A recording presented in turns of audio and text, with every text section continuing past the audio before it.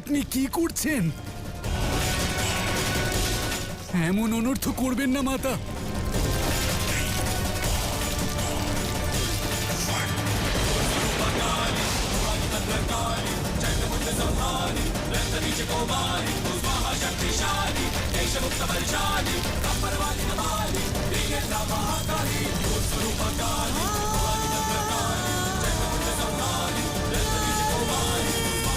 না না না না মাতা, এমন করবেন না মাতা। না না না না না মাতা, এমন করবেন না দয়া করে মাতা।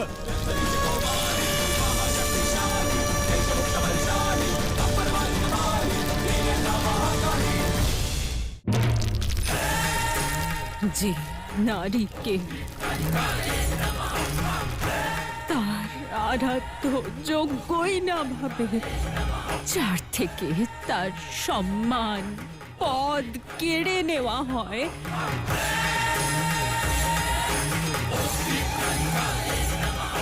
সে পাষাণ হয়ে যায়, পাষাণ হয়ে যায়, পাষাণ হয়ে যায়।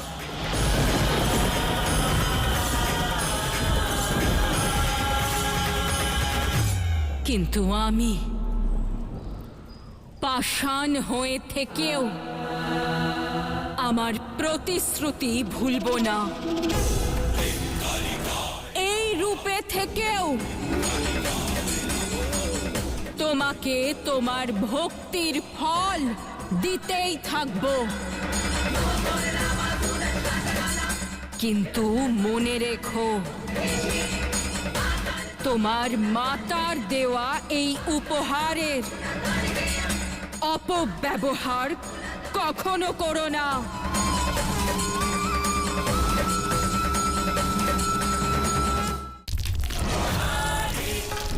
সময় আমার পরীক্ষা নিচ্ছে, আর সেই পরীক্ষায় আমায় উত্তীর্ণ হতে হবে। বোঝাতে হবে শিবকে যে উনি যদি আমাকে ছাড়া থাকতে পারেন, তাহলে শক্তিও ওনাকে ছাড়া বাঁচতে পারে, বাঁচতে পারে, বাঁচতে পারে।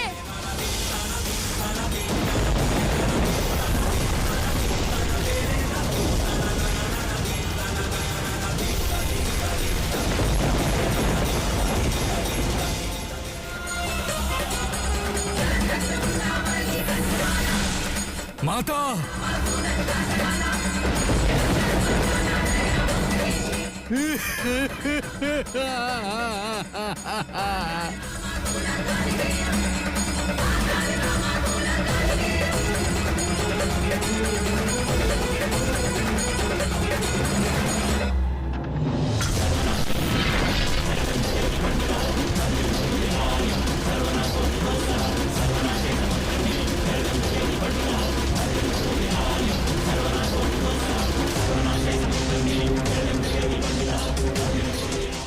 আপনি কি করলেন মাতা?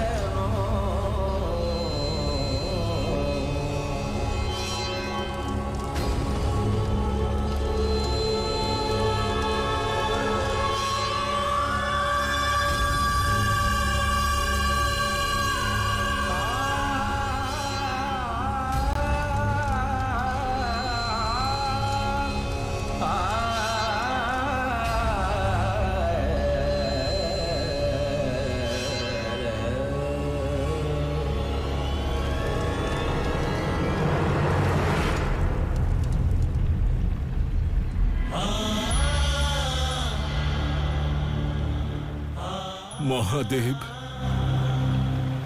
আমার মনে না কোনো সংশয় আছে আর না কোনো সন্দেহ।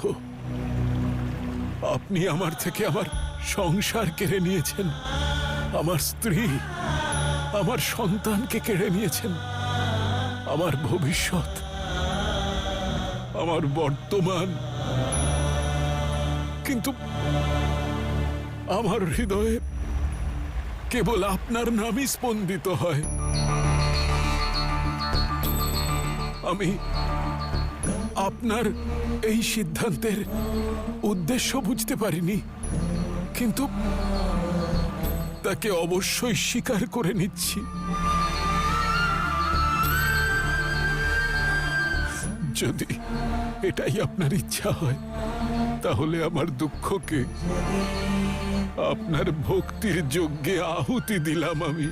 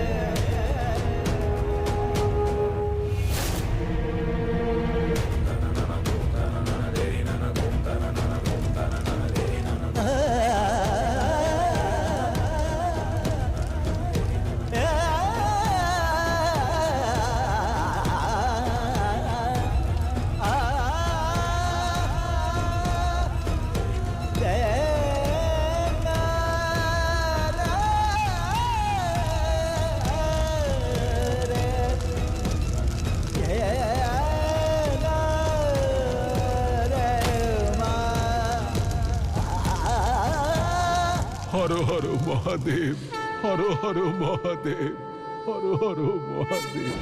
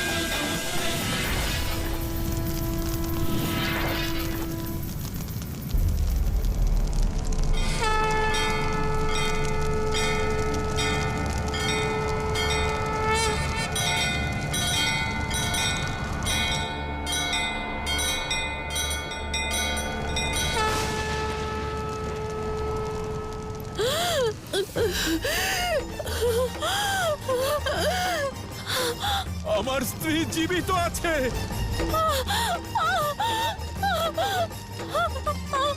হর হর মহাদেব, হর হর মহাদেব। সব মহাদেবের লীলা। আরে আরে কি করছো? কি করছো কি? আমাকে ছাড়ো, আমাকে যেতে দাও। এটা চমৎকার নয়, এটা মায়া। হ্যাঁ, এভাবে মৃত্যুর পর কেউ কিভাবে জীবিত হতে পারে? এটা নিশ্চয়ই কোনো পৈশাচিক শক্তি। ও অভিশপ্ত, ও পিশাচিনী। না, আমি আপনাদের কাছে হাত জোর করে মিনতি করছি, আমার উপর দয়া করুন। আমার স্ত্রী জীবিত আছে। যদি ওকে ওই চিতা থেকে নামিয়ে না আনা হয়, ও অবশ্যই মারা যাবে। কেউ বাঁচান ওকে।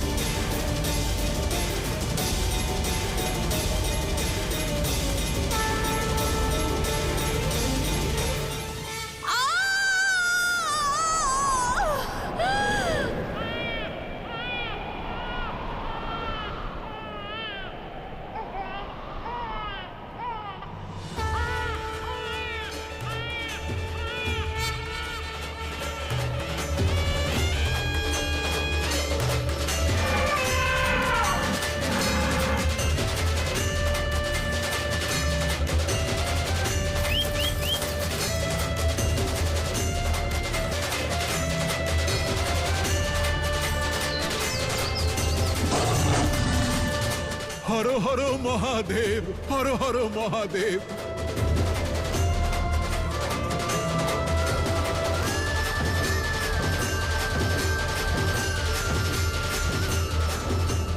প্রস্তুত হোক এই সংসার। শিবশক্তির প্রেম ব্রহ্মাণ্ডের পথকে পুনরায় প্রকাশিত করবে। দেবী শক্তি ক্রোধের যন্ত্রণায় নিজেকে পাষাণে পরিণত করেছেন। মহাদেব দেবী শক্তির এই আচরণে ক্রোধিত হয়ে দেবী শক্তিকে অস্বীকার করে সংসারের প্রতি বিমুখ হয়েছেন। কিন্তু সেই প্রেম যা দুজনের শ্বাস ছিল, প্রাণ ছিল, তা দূরে সরে যায়নি। আর এখন একে অপরকে বিকার থেকে মুক্ত করার এই যাত্রা ভবিষ্যতের এক নতুন অধ্যায় রচনা করবে। এই যাত্রা সংসারের আধারের দিব্যতা, প্রেম আর সমর্পণের পরীক্ষা নেবে। দেবী শক্তি পুনরায় মানব রূপে জন্ম নিয়ে এই সংসারে এসেছেন।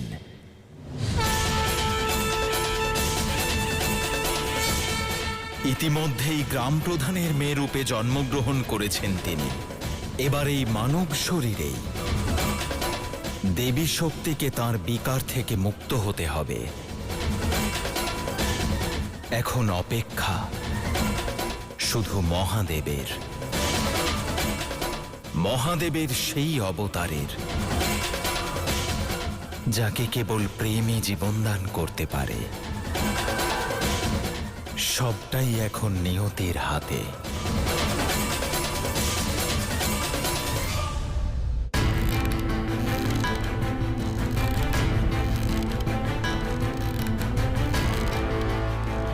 আমার এই ঘটনা শুভ বলে মনে হচ্ছে না। ঠিকই বলেছেন আপনি। এভাবে কেউ কি করে জীবিত হতে পারে? হতেই পারে ও কোনো অপশক্তি।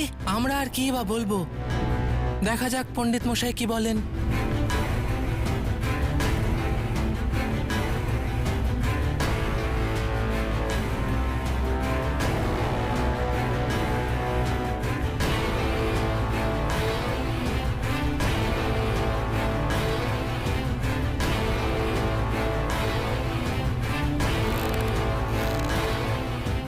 কি গণনা করছেন পুরোহিত মশাই আপনি? মৃত্যুর পরও আবার জীবিত হয়ে উঠেছে ও। কোনো ঘোর অশুভ সংকেত নিয়ে এসেছে এই কন্যা। আমার কথা ভালো করে শোনো, ওর মধ্যে আসুরিক শক্তি আছে। হ্যাঁ হ্যাঁ, ধনির উচিতই হয়নি ওকে বাঁচানো, আর বাঁচালেও গ্রামে ফিরিয়ে আনা উচিত হয়নি। অনর্থ ডেকে এনেছে ধনি। ওকে বাঁচানো উচিত হয়নি। ওকে বাঁচানো উচিত হয়নি। ঠিকই বলেছো, ওকে বাঁচানো উচিত হয়নি। ওকে গ্রামে বাঁচানো উচিত হয়নি।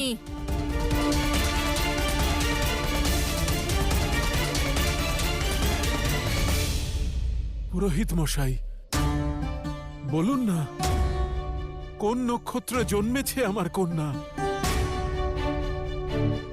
কি লেখা আছে ওর ভাগ্যে? জন্মের আগেই মৃত্যু লাভ করেছে ও, কিন্তু কালকে জয় করে এসেছে। না কোনো প্রেতলীলা হয়েছে, না কোনো সংযোগ। এ এক অলৌকিক ইচ্ছার কারণে হয়েছে। এ কি বলছেন গুরুদেব? ও কোনো সাধারণ কন্যা নয়।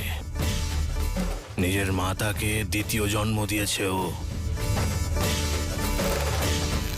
এর অর্থ স্পষ্ট, ওর জন্ম বৃহৎ উদ্দেশ্যের জন্য হয়েছে।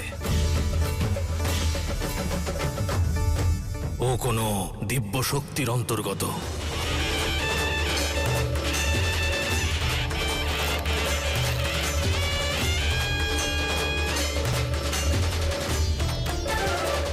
উদ্দেশ্য? কেমন উদ্দেশ্য পুরোহিত মশাই?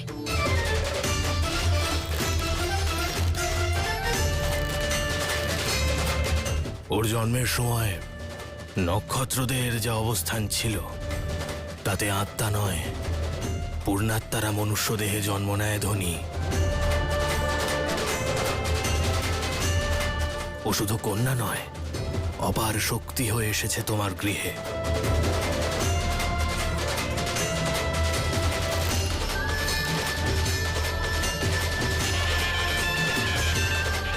পরম শক্তি?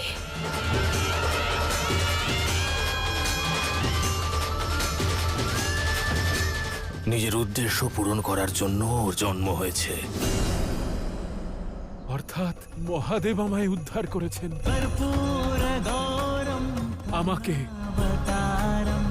আমার স্ত্রীকে, আমার পরিবারকে তার কৃপা দান করে ধন্য করেছেন। হ্যাঁ, ও এক অলৌকিক কন্যা, কিন্তু ওর মধ্যে একটা ত্রুটি থাকবে।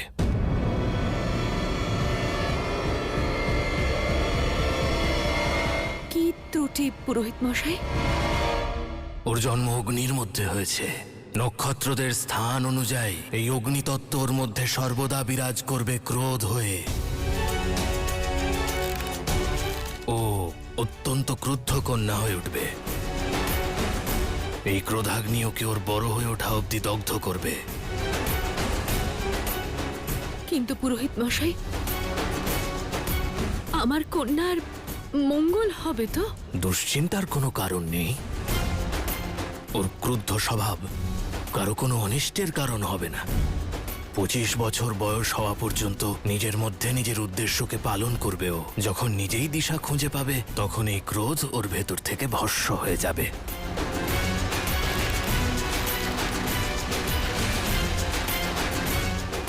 ক্রোধ ভস্ম হবে বুঝলাম পুরোহিত মশাই, কিন্তু নিজের উদ্দেশ্য প্রাপ্ত করার অর্থ আমি বুঝতে পারলাম না। সে তো মহাদেবী জানেন ধনী, কিন্তু আপনি এটুকু জেনে রাখুন যে আপনার কন্যা সাক্ষাৎ শক্তি স্বরূপা, সাক্ষাৎ শক্তি স্বরূপা, সাক্ষাৎ শক্তি স্বরূপা।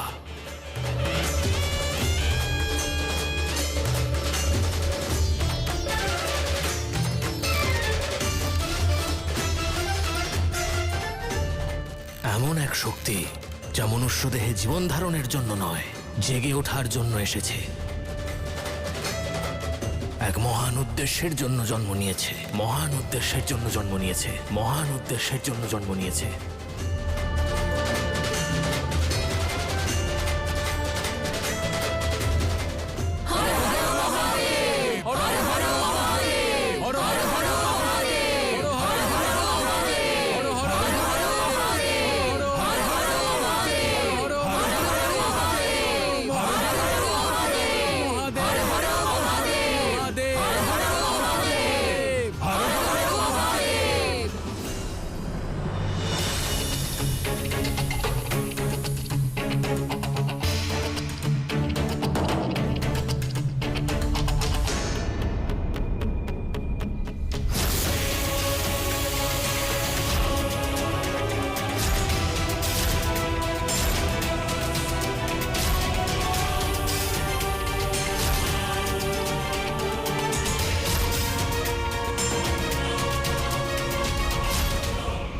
মাতা, মাতা,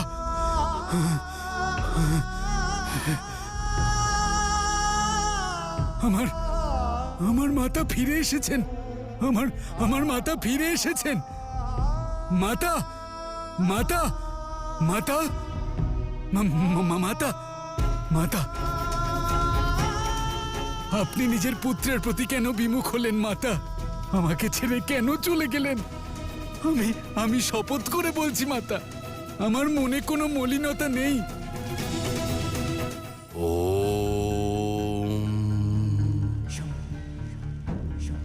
গাম্ভীর্য এটি ব্যক্তির আচরণ, ভাবনা আর দৃষ্টিভঙ্গিতে এক ধরনের সংবেদনশীলতা নিয়ে আসে, কিন্তু গাম্ভীর্যর অর্থ এমনটা নয় যে ব্যক্তি কঠোর হয়ে যাক, বরং এ হলো এমন এক বোধ যা ছোটখাটো সমস্যার ঊর্ধ্বে উঠে পরিস্থিতিকে বিস্তারিতভাবে দেখতে শেখায়।